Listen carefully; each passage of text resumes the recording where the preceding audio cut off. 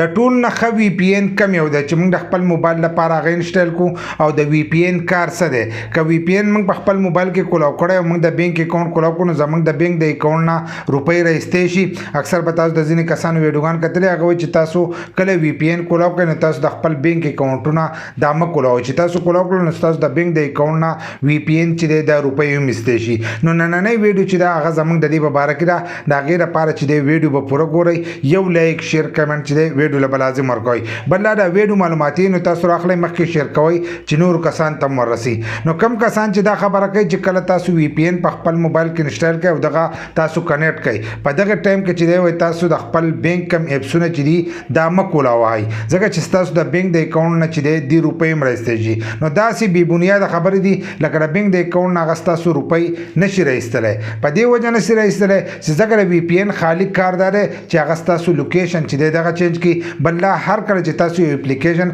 په خپل موبایل کې انسټال کوئ نو کوشش دا کوئ چې د هغې څه کاري هغه اجازت ورکوئ باقي څیزونو اجازت هغې له مه ورکوئ. بل لا که تاسو یو اپلیکیشن کولاو کړئ او تاسو نور هر سره هغه یو د هیکر اپلیکیشن او هغه ستاسو اکاونټ هیک کوي کله چې تاسو په هغه اپلیکیشن کې خپل آی ډي ور واچوئ نو هلو ستاسو دغه اکاونټ چې دی دا هیک کېږي. خو داسې هغه ستاسو اکاونټ نشي هیک کولی چې ډایرکټ راشي او ستاسو د موبایل نه چې دی ستاسو اکاونټ وکاږي. بل لا چې کله تاسو پاسورډ ور اچوئ یا خپل آی ډي ور اچوئ دغه آی ډي چې ده دغه هم هغه کتی شي او هغې نه ناصلولی شي خو ډایرکټ ستاسو اکاونټ ته چې دی داسې نشي رادننه کېدلی. بل لا اپلیکیشن چې دی هغه له د هغه اجازت خالي ورکوئ لکه اوس د وی پی ان کار چې دی هغه لوکیشن دی نو تاسو ولا خالي د لوکیشن هغه اجازت چې دی دغه ورکوئ د کیمرې اجازت ولا مه ورکوئ د میک اجازت ولا مه ورکوئ داسې نور قسم څیزونه دي د هغې اجازت ولا مه ورکوئ. د هغې تاسو اجازت ورکړئ نو هغه بیا ستاسو دغه فایلونه هر سره چې دي دا کتی هم شي او هغې ته ځان هم رسولی شي. بل لا د هیکر دا کار نه دی چې هغه د هر یو کس اکاونټ چې دی دا هیک کوي.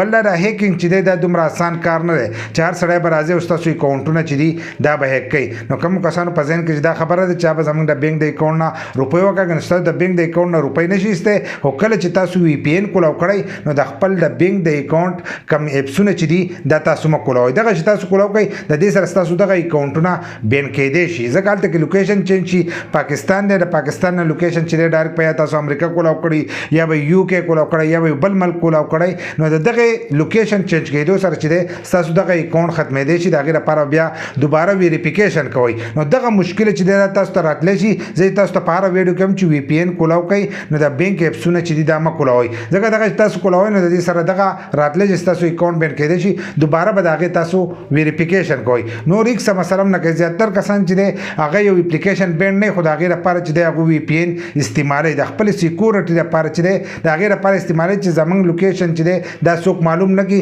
د دې لپاره هغه وی پی ان چې دی هر ټایم په خپل لیپټاپ کمپیوټر موبایل کې چې دی به دې کې د هغو سره کولاوي او خپل اکاونټونه به دې باندې استعمالوي چې زموږ آی پي اډرس چې دی دا څوک ونه ګوري. د دې د وجې نه هغو دغه کولاو کړي. اوس ځینې کسان به چې د ټول نه ښه وی پی ان کوم یو دی نو زموږ سره یو وی پی ان دی دا ښه وی پی ان دی پرې دغه تاسو استعمالولی شئ. زیاتر کسان چې دی دغه استعمالوي د دې نه پروټون وی پی ان نوم دی دغه به ولیکئ پی آر او ټي او ان او بیا به وی پی ان دا چې دی دا یې ولیکو دا چې سرچ کړئ نو تاسو ته به دا وی پی ان نشي. دغه وی پی ان په خپل موبایل کې انسټال کړئ په دغه باندې تاسو هر قسمه کارونه کولی شئ. که تاسو به بهر ملک کې او تاسو چې موږ په کور کې نو دا ویډیو چې دا هلته کې شیر کړئ هغو ته یې ورولېږئ هغې هلته کې هم کتی شي نو ښه په اسانۍ سره دغه وی پی ان انسټال کړئ په دغه باندې تاسو خپل کار کولی شئ. ځینې کسان د سوپر وی پی ان استعمالوي زه قسم